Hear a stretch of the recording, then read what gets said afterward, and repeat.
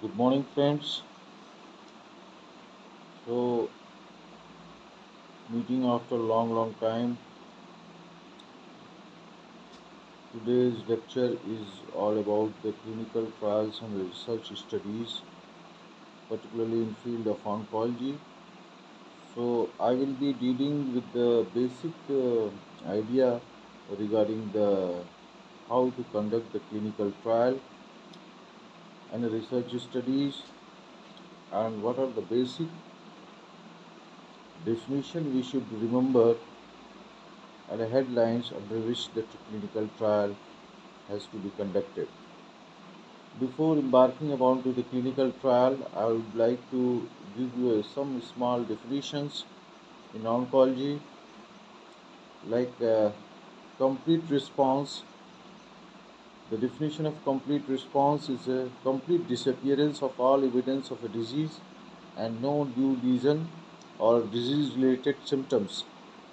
A partial response after the treatment is over, the 25 to 50% regression in the size of a tumor, that is the sum of product of perpendicular diameter of all measurable lesion without any new lesion appearance, is called partial response. And a progressive or stable disease is a response less than 25% objective response in the size of a tumor by radiotherapy or chemotherapy is considered as a progressive lesion. And recurrence of a disease is a tumor after complete disappearance appeared after 6 months of a treatment is called recurrent lesion. And a residual disease is defined as the presence of a disease at the end of treatment or recurrence within 6 months of a treatment is called residual disease. Overall survival is defined the time of first day of treatment up to the death of the patient owing to any cause is called overall survival, and a disease-free survival is defined as the time of first day of treatment to the recurrence of a disease is called disease-free survival. So these small definition we should keep in the mind, and then for a data collection. And now I am coming on the phase of a clinical trials, that the phase 1 trial.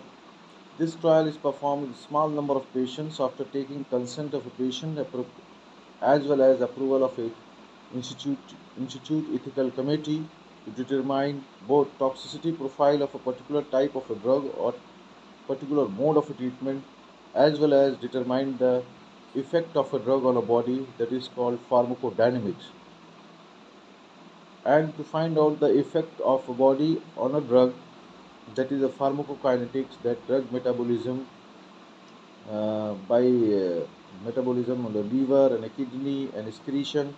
These are the part of pharmacokinetics. Ideally 20 to 80 patients are volunteers are selected for this trial. A phase 2 trial, data available from phase 1 trial to treat a selected group of a patient to determine the toxicity of a particular type of a treatment and effects on the cancer or tumor is called phase 2 trial.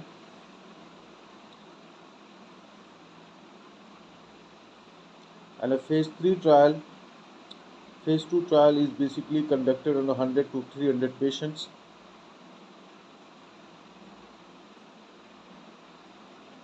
The phase 3 trial is the result of phase 2 trial versus currently available standard of care treatment is uh, is conducted. The study is being performed on a large number of patients, almost 1,000 to 3,000 volunteers. That is the phase 3 trial. A phase 4 trial is a type of a clinical trial that studies the side effect caused by over the time by new treatment after it has been approved and is on market. Phase 4 trial may include many thousands of a patient, is also called post-marketing surveillance trial. Please note, for any stage of a clinical trial, consent of a patient or volunteer, approval by the ethical committee is must. So you can see the phase 1 trial is volunteer is around 20 to 80, phase 2 volunteer around 100 to 300, and then the phase 3 trial 1000 to 3000, and a phase 4 trial more than 3000 volunteers is taken. You can also see this thing: phase 1, phase 2, phase 3, phase 4. So now I'm coming on to the randomized control trial. What is randomized control trial? Is the number one method of evaluation of particular type of a treatment and its response evaluation. In this study, we do random allocation and randomization. What is randomization? Randomization is a statistical procedure by which the participants are allocated in two groups. First is the study group, and second is the control group, and study group also called test group. The study group receive a particular method of a treatment as per the protocol, and a control group not to receive the treatment and as a placebo. Basically, randomization is attempt to eliminate the selection bias. It is also allow every individual to get equal chance of being evaluated either in the test group or in the control group, so that no one is left. For basic steps involved in the conducting the randomized control trial are: first to design the protocol, and then selection of a test and a control group, and then the process of doing a randomization, and then intervention, the treatment and follow-up, and the assessment of a study, that is result. So you see here the type of epidemiological studies, they are experimental. So observational studies is being divided into population based and individual based, and experimental or interventional studies is divided randomized control trial and non-randomized control trial. This flow chart you can go through, and then you can have an idea which study you want to conduct and which is the most effective study. So non-randomized control trial, those patients drop out due to the strict randomization process for the practical purpose, but in such a manner that non-randomization does not seriously affect the theoretical basis of a result or conclusion. The reasons of non-randomized control trial: it is not always possible for ethical and administrative and other reasons to restart the randomized control trial on a human beings. For example, smoking is directly related to lung cancer and induction of a cancer by viruses. Do not let it done on a direct experiment on a human being. This again, ethical reasons are there. Some preventive measures can be applied on the study groups or a community basis. There is also some disease whose frequency is low and their natural history is very long, but the disease takes a lot of time to evolve, like a cervical cancer is is developing invasive carcinoma or sin 1. So that take lots of time.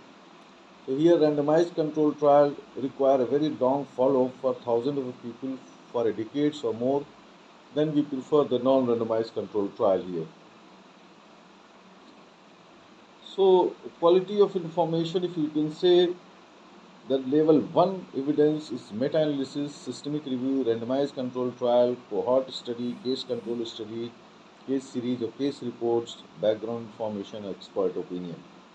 The expert opinion means that suppose in terms of oncology, ESCO guidelines are there, ESTRO guidelines are there, so that you can NCCN guidelines, these are expert. But even then, the meta-analysis that combines the multiple randomized control trial, like many studies is conducted, some studies is conducted in one institute and another institute and another institute, that all randomized control trial data analyze, and that is called meta-analysis, and that is the level 1 evidence. So meta-analysis evidence after analysis obtained by multiple randomized control trial on the same treatment policy, same study from a different research institute, called meta-analysis. Now, some definitions. So the incidence of a disease is defined as a number of new cases occurring in a defined population during a specific period of time. And then the prevalence of disease definition is very important because you can catch it from the definition, like in a prevalence of a disease is defined as all current old and new cases existing at a given point of a time. This is very important. At a given point of time is prevalence of a disease. And then measurement of disease is mandatory. It is mandatory to have a clear-cut picture amount of disease burden on the population. Information and data can be obtained by finding out the mortality rate, morbidity rate, disability rate. For that, the incidence rate can be obtained by longitudinal studies, and prevalence can be obtained by the cross-sectional studies. Why prevalence cross-sectional studies? Because that you go to the definition of prevalence, that is this given point of a time. So I will tell you brief about the what is the longitudinal and what is the cross-sectional studies. The cross-sectional studies is the simplest form of observational studies. It is based on a single examination of a cross-section of a specified population at a particular given point of time. So since cross-sectional studies, data obtained by the help of prevalence rate, henceforth this study is also known prevalence study. So that is the link of prevalence with the cross-sectional studies, because given point of a time is the data is analyzed. Such a study tell about the distribution of disease in a specific population in a given point of a time, but did not tell us about the risk factor and etiology of disease in the population. But a longitudinal studies provide us a valuable information which cross-sectional study do not provide. But longitudinal studies are difficult to organize and more time consuming, because it starts from the scratch to the end is not enough at a particular point of time. A long follow-up is required. So that by the longitudinal studies, the incidence can be that is also called incidence studies. Now, what is the analytical studies? Analytical studies are the second major type of epidemiological studies. In analytical studies, the subject of interest is, although here, an individual from the population, but the inference is drawn not for that individual. The inference is drawn from the population from which they were selected. So now the analytical studies are experimental studies and observational studies. Observational is a cohort, case control, cross-sectional, longitudinal. But in experimental studies, you have uncontrolled trials, controlled trial. Controlled trials means randomized controlled trial and non-randomized controlled trial. So analytical studies are two types: case control studies and cohort studies. Both studies we can determine two things. One is a statistical association exists between the disease and suspected risk factor etiology.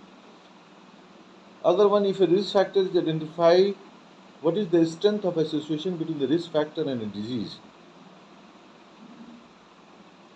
So the case control study, that is also called retrospective study, often called retrospective study, this study emerged as a permanent method of epidemiological investigation. A case control study is having three important features: both exposure and outcome. Exposure and outcome means disease have occurred before the start of a study.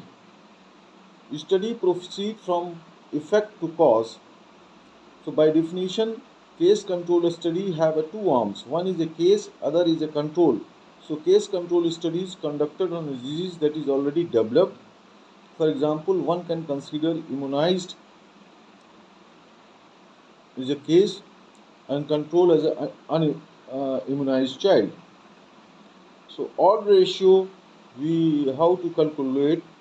From the case control study, we can find out the odd ratio, which measures the strength of association between the risk factor and the disease. How much it is impact of a risk factor versus with a disease. So we calculate the odd ratio like expose An unexposed population, if a disease having present and disease not present, and an unexposed disease present and disease not present, the odd ratio is A into D divided by B into C. So we can calculate the odd ratio. The advantage of a case control study: relatively easy to carry out, rapid result and inexpensive, suitable for rare disease, about nothing more known so far. Like the COVID surge of a COVID, the most suitable studies was case control study, because we didn't know about the more about the COVID-19. So that study was very much carried out on that. No risk of a subject which studies is carried out. So when the no risk to the subject, so the no ethical committee permission is required here. No ethical problem. A risk factor can be identified in order to take a preventive and a control measure. But what is the disadvantage of a case control study? We should also know we cannot measure the incidence rate of a disease. First, not suitable for evaluation of a therapy or prophylaxis of a disease. Now, the cohort study, that is called prospective studies. The cohort studies are known as the prospective studies or incidence studies. It's a forward-looking study. We know this study under two heads. Cohorts are identified prior to the appearance of a disease under the study. The study proceeds forward from cause to effect. So the cohort study is always superior to case control study. Also, cohort study carried out a large number of population compared to case control study, but cohort study is expensive and it's consuming a lot of time in compared to the case control study. So we should also know the level of evidence. The level 1 evidence is a meta-analysis, multiple randomized controlled trial is evaluated, and then evidence which is found, which is the highest level of evidence, level 1. Level 2 evidence is the well-designed randomized controlled trial is called level 2 evidence. Level 3 is well-designed non-randomized controlled trial is level 3 evidence. Level 4 evidence is the case control studies is level 4 or cohort studies is level 4 evidence. Level 5 evidence is basically the expert opinion, like the ESCO, like NCCN, like ESTO. The guidelines is being given the level 5 evidence. So the level 5 evidence is the lower most evidence, but the highest level of evidence is the meta-analysis, that is level 1 evidence in terms of a research study. So thank you very much, dear friends. We'll come back with some new PowerPoint presentation. Thank you. Bye.